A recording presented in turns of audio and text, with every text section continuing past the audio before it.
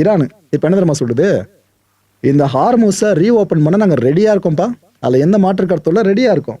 ஆனால் நாங்கள் இப்போ புதுசாக சில சட்ட விதிகளை கொண்டு வந்திருக்கோல இந்த ஹார்மூஸ் சார்ந்து, அதையெல்லாம் எந்தெந்த நாடுகள் ஒத்துக்குதோ அதை ஃபாலோ பண்ணுதோ அவங்களுக்கு மட்டும்தான் இந்த ஹார்மூஸை பயன்படுத்துறதுக்கான அனுமதி கொடுக்கப்படும். அப்படி ஒத்துக்க மாட்டேன்னு என்ன சொல்றீங்கன்னா, நீங்களாம் இங்கே வரக்கூடாது, கிளம்புங்க அப்படின்ட்டாங்க. ஈரான் இப்போ ஏற்பட்ட விஷயத்தான் சொல்லியிருக்காங்க. ஏதாவது ஈரானோட பிரசிடென்ட் இருக்கார்ல, மசூத் பெசஷ்கியான், அவர் யூரோப்பியன் கவுன்சில் பிரசிடென்ட் கிட்ட பேசியிருக்காரு.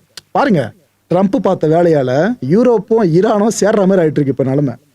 என்ன சொல்லியிருக்காப்புல, ஈரானுக்கு இந்த கான்ஃபிளிக் பெருசா போறது பெருசா எங்களுக்கு உடன்பாடு இல்லைதான்.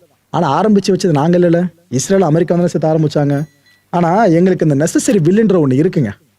அதாவது இந்த கான்ஃபிளிக்டை முடிக்கணும்ன்ற அந்த ஒரு தார்மீகமான பொறுப்பு இருக்குல்ல, அது எங்களுக்கு இருக்கு. ஆனா அது ஆப்போசிட்ல இருக்கவங்களுக்கும் கண்டிப்பா இருக்கணும்னு ட்ரம்ப் சார்ந்து கைகாட்டி சொல்றாரு. சோ இந்த போரை முடிச்சிடலான்ற ஒரு வார்த்தைகள் ஒரு வாயிலிருந்து வந்துச்சு பாத்தீங்களா, அவ்வளவுதான். இந்த செய்தி வெளியே வந்ததுமே யூஎஸ் மார்க்கெட்ஸ்ல மேல போயிடுச்சு. பொதுவாக ட்ரம்ப் எதனா பாசிட்டிவா பேசினால்தான் மார்க்கெட் மேல போகும். இப்ப ஈரான் பேசுறதுக்கு அமெரிக்கா மார்க்கெட் ரியாக்ட் பண்ணிக்கிட்டு இருக்கு. யாரு பவர்ஃபுல்னு தெரியல இப்போ, இந்த தலைவர் அந்த தலைவரான்னு சொல்லிட்டு. ஆக்சுவலா அமெரிக்காக்கு இந்த போரால ஒரு நாள் எவ்வளவு தெரியுமா செலவு ஏற்பட்டு இருக்கு?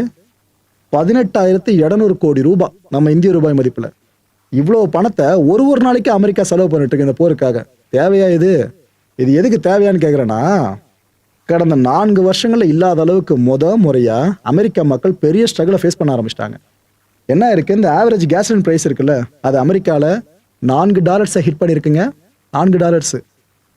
ஆக்சுவலா இது புதிய தலைவலி யாருக்கு? அமெரிக்கால டிரைவர்ஸ், வண்டி ஓட்டாதவங்க என்ன இருக்க முடியுமா, அவங்களுக்கு பெரிய தலைவலி. டொனால்ட் ட்ரம்ப்புக்கே பெரிய தலைவலி தான். இவர் ஒன்று பண்ண போயிட்டு எந்த இருக்கு பேக்லாஷ் ஆயிருக்கு பாத்தீங்களா. இன்னொரு சான்சஸ் அதில் இருக்கிறதா சில எக்ஸ்பர்ட் சொல்றாங்க.